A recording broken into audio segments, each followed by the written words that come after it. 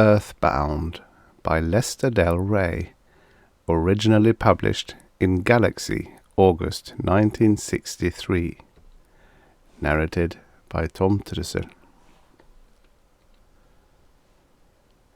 It was hours after the last official ceremony before Clifton could escape the crowd of planet lubbers with their babblings, their eligible daughters, and their stupid self-admiration. They'd paid through the nose to get him here, and they meant to get their money's worth. The exit led only to a little balcony, but it seemed to be deserted.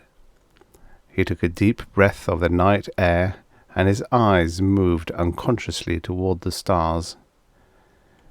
Coming back to Earth had been a mistake, but it needed the money. Space Products Unlimited wanted a real deep space hero to help celebrate its 100th anniversary. He had just finished the regulation of Rigel, so he'd been picked. Damn them and their silly speeches and awards, and damn Earth. What was one planet when there were 1 billion up there among the stars? From the other side of a potted plant there was a soft sigh.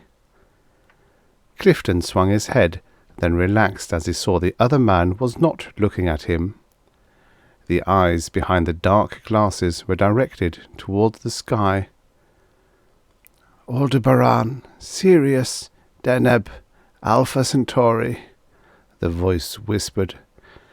It was a high-pitched voice with an odd accent, but there was a poetry of ancient yearning in it.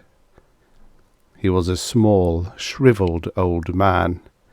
His shoulders were bent, a long beard and the dark glasses covered most of his face, but could not entirely conceal the deep wrinkles, even in the moonlight.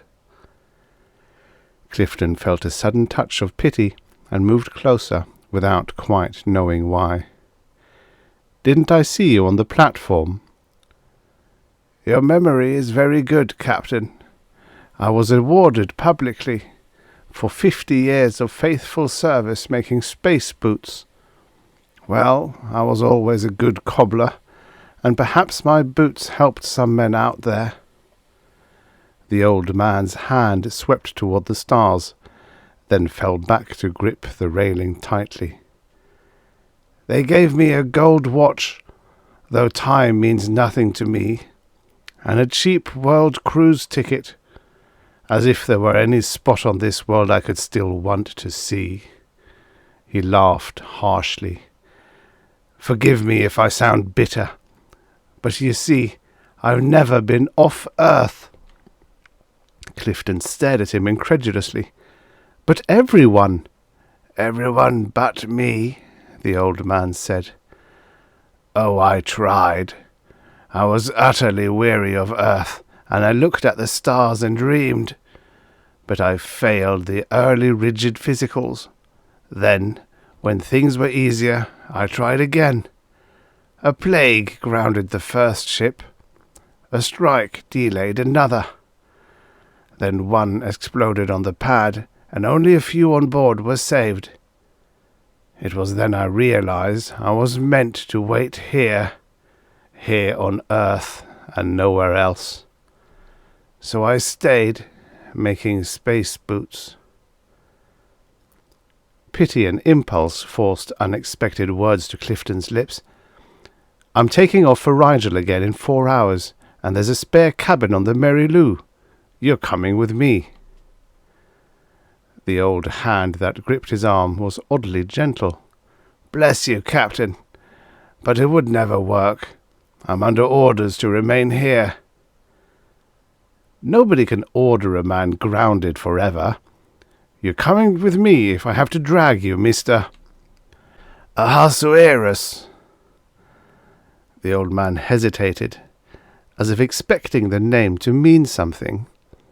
Then he sighed and lifted his dark glasses. Clifton met the other's gaze for less than a second. Then his own eyes dropped, though memory of what he had seen was already fading. He vaulted over the balcony railing and began running away from Ahasuerus, toward his ship and the unconfined reaches of space. Behind him, the eternal wanderer tarried and waited.